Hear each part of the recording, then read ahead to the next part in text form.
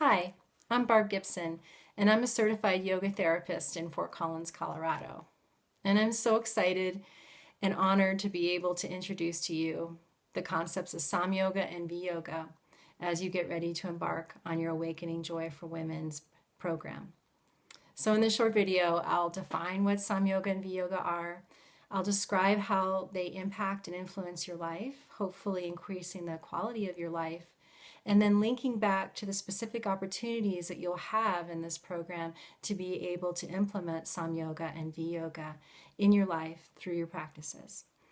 So let's define what Viyoga and Samyoga are.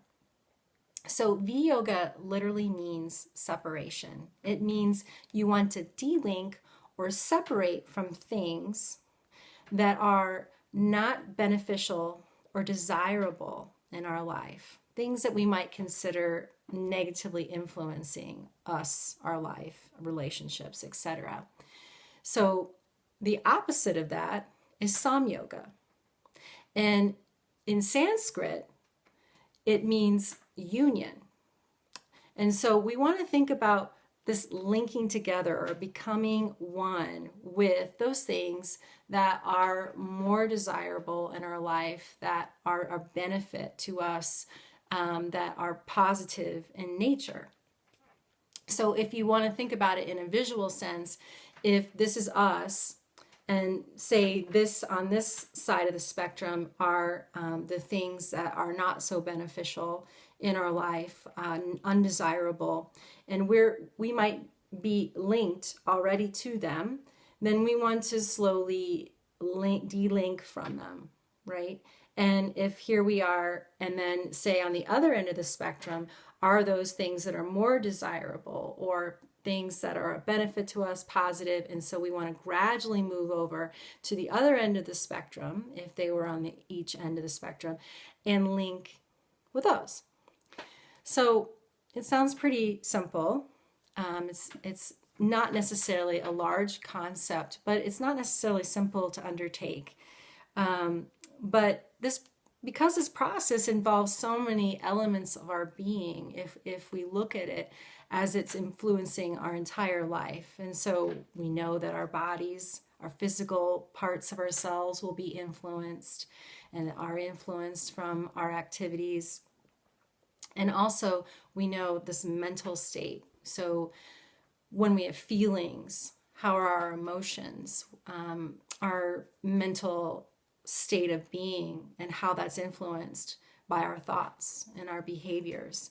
And so in actuality, this kind of work is one of the most fundamental to our well-being and to increasing this sense of knowing ourselves, but it's also can be one of the hardest because of some of the things that we may be linked to over here. But ultimately, it helps us move towards places of positivity, things that, again, that are more benefit for us, that support us, and that's very important in general, but in specific, what you're trying to do when you go through this program is to really create this sense of self-love through self-care. You start to learn what those things are. So what's interesting is that knowing that the things that you want to connect to, or say, remember, here's us, and here's the things we want to connect to, here's the things we don't want to connect to, they don't always arise very quickly, and they're not always inherently formed, meaning that sometimes it takes a while for us to even know what are those things that are not so beneficial for us and what are those things that may benefit us. Or we may know what they are, but we're not willing to necessarily do the work to do it, or we're just attached to those things even though they may be negative and not beneficial. We may still find comfort in them. And so this isn't an easy process. It's not a short process as well. I mean, sometimes it could be with certain elements, but it's a lifelong process because we have spent years, some of us, building what we call habits, right? The more behavior, so actions turn into behaviors, and the more we do a behavior, the more it becomes a habit. And in yoga, we think about this term of samskara. So samskara is a groove, and it doesn't mean negative or positive. It's not inherently good or bad. It just means groove. But a lot of times, the grooves that we have made through years of habitual behavior may not be beneficial for us anymore. So we don't even know that they necessarily exist, because when you do something habitually, sometimes you don't even connect the effect that it may be causing on you, or what this cause, it might be a cause, and what the effect is from doing that activity, because you've done it for so long. So saying that, it's not always black and white. So I wanted to say that. And it's not always inherently known. And it's not always a short process. But the good news is it requires some sincere effort to help discriminate these things. And that's really where the good news comes in with practice anyway.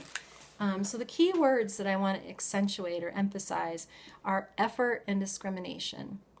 And so we can use our yoga practice, or your sadhana, which is our effort, to help us discriminate or differentiate those things that we want to move towards and those things that we want to move away from. So we move away. So we can use discrimination and effort to do that. The effort helps us with discrimination.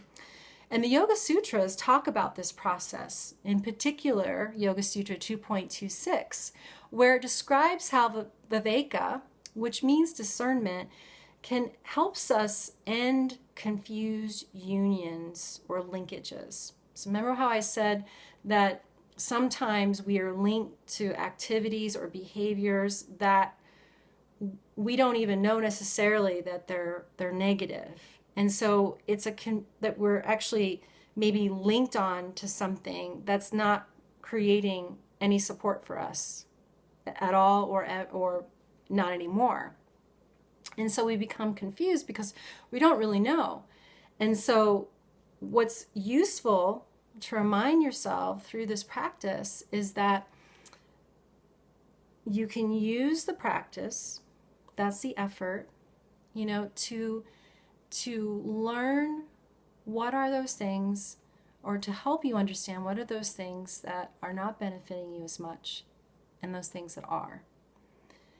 And that's important to realize, that practice itself helps focus the mind, which then, and the Yoga Sutras say about that, so that's Yoga Sutra 1.2. Yoga Sutra 1.3 talks about that as you focus the mind, your inner true nature is revealed.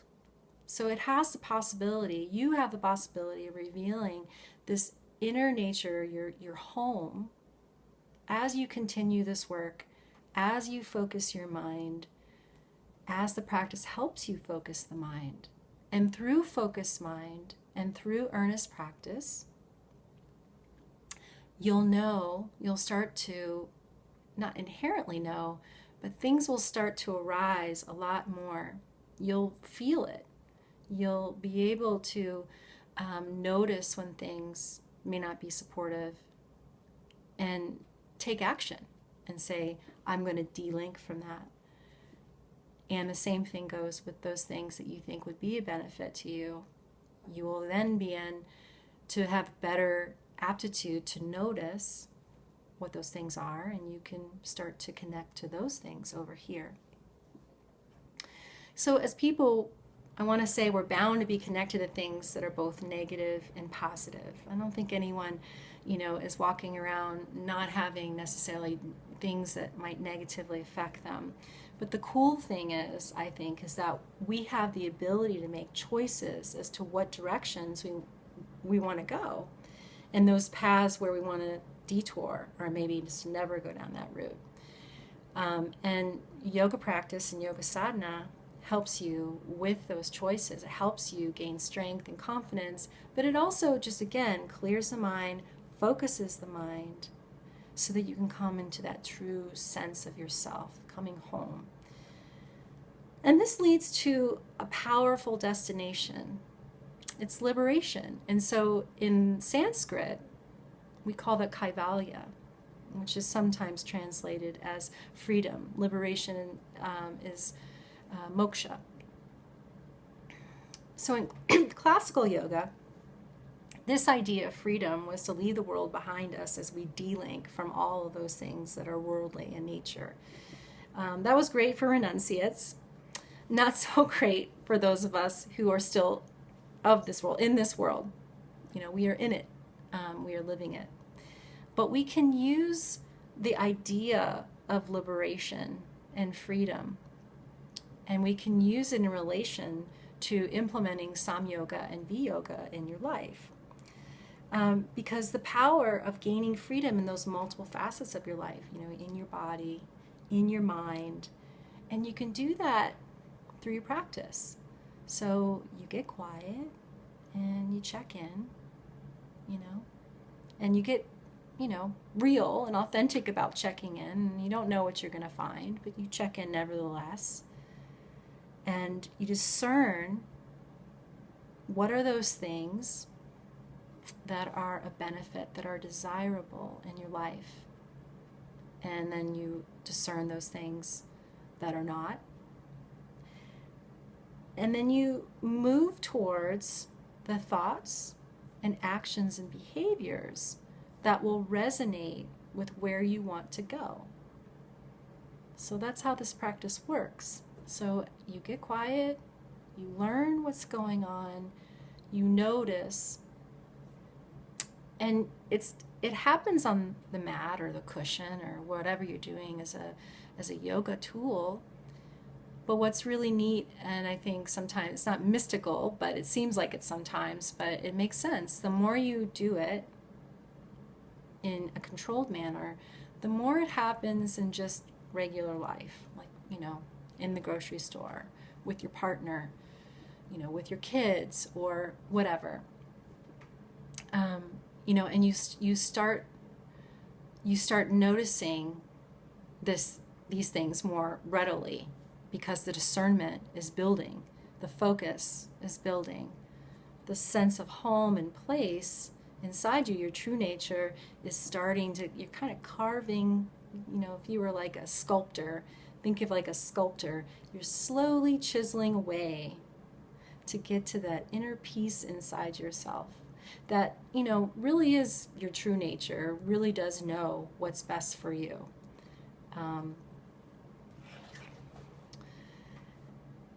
And what's also really important to talk about when we talk about Samyoga and Viyoga is as you start to link more towards those things that are beneficial for you, you may very well, likely, develop qualities such as kindness to yourself, kindness to others, courage.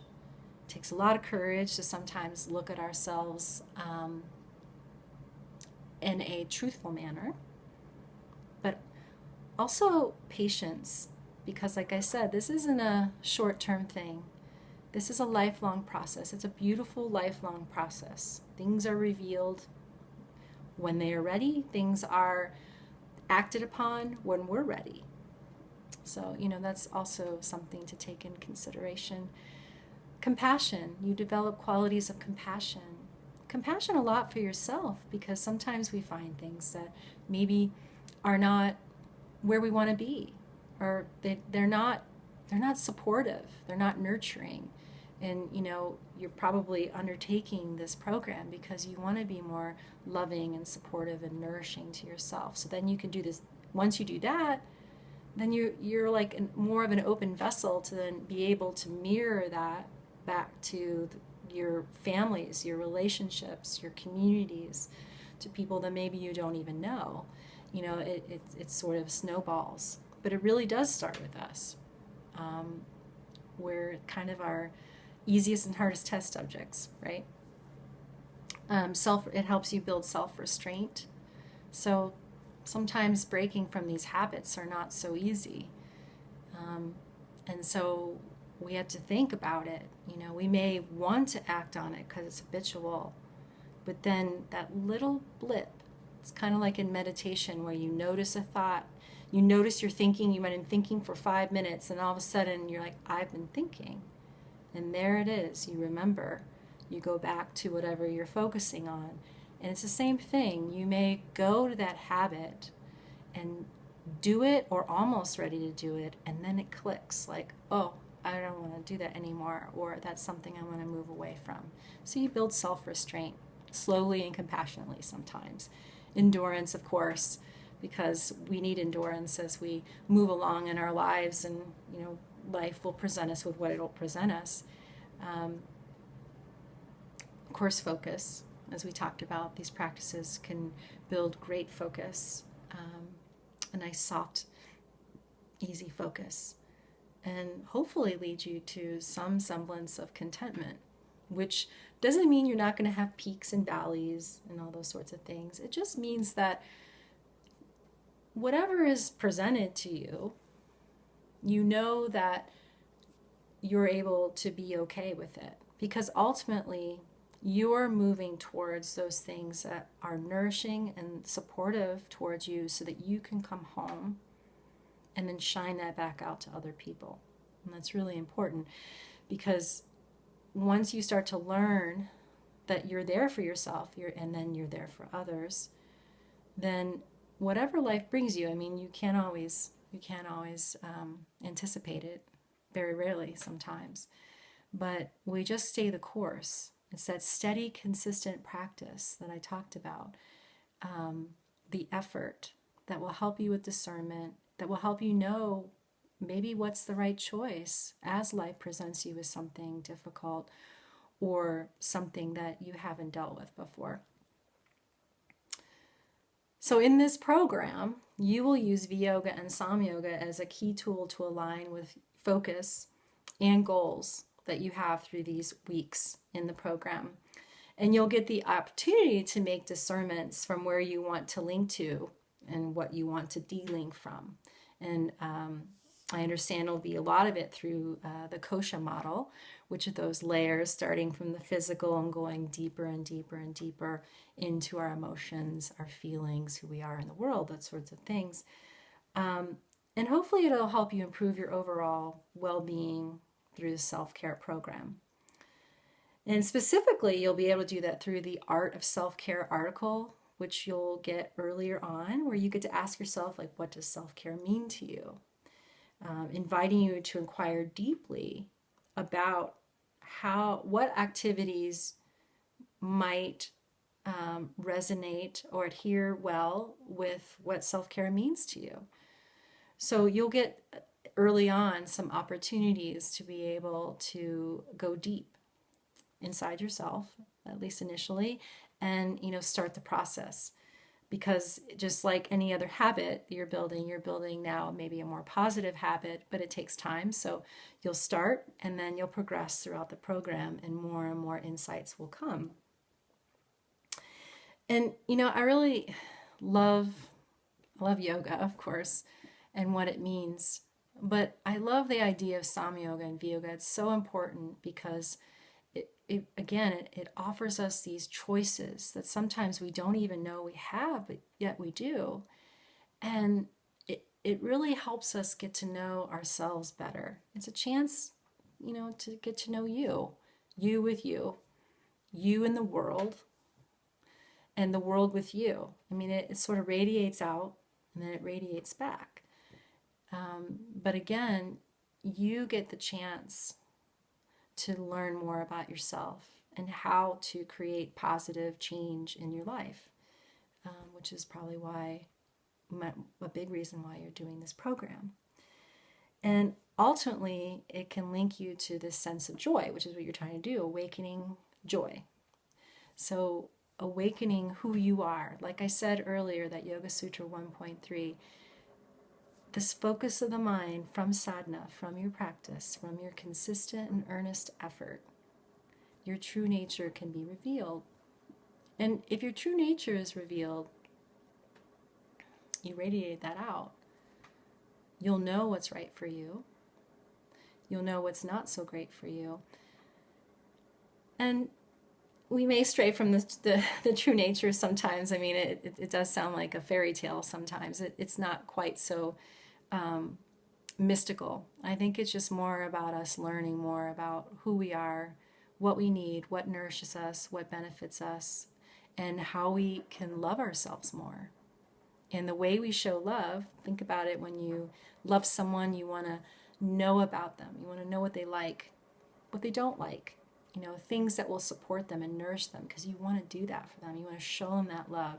So that's what you're going to do in this program. You're going to use Samyoga and Viyoga to learn about you. And then from the discernments of those things, the Viveka, of knowing what is going to be beneficial for you, you show yourself the ultimate self-love. So I'm so excited for your journey. I wish you the best, and we'll see you at some other point. Thanks so much, and namaste.